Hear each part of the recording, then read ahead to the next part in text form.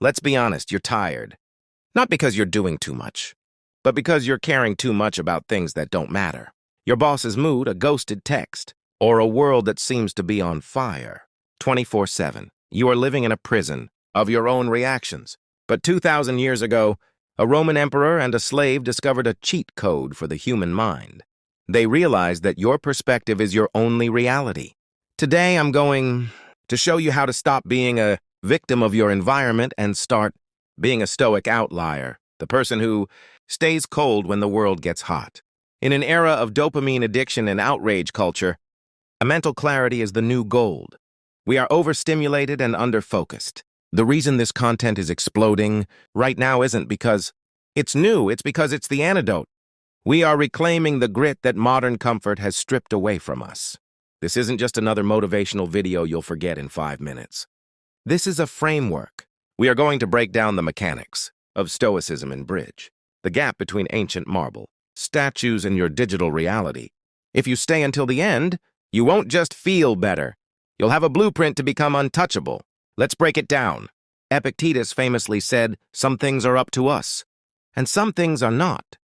In the UK or North America, we are raised to believe we can control everything.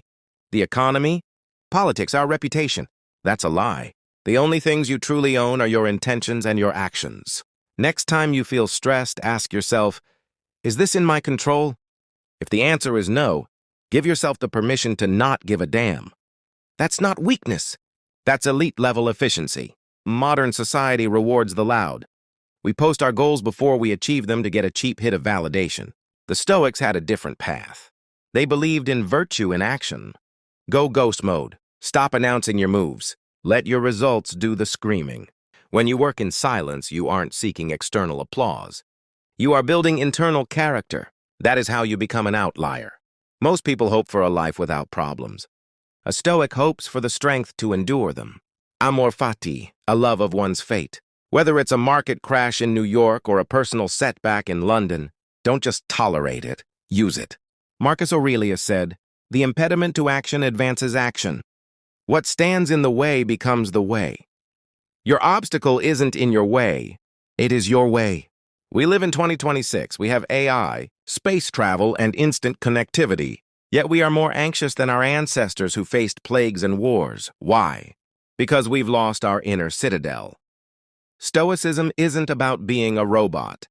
It's about having a filter. It's about using these ancient tools to navigate the digital noise without losing your soul. The world doesn't need more followers. It needs more outliers. If you've made it this far, you're already part of the 1% who actually care about their mental sovereignty. Comment below with the words "uncaged" if you're committing to this path. Subscribe to Stoic Outlier for your weekly dose of mental iron. Remember, the mind is a superb servant but a terrible master. See you in the next one.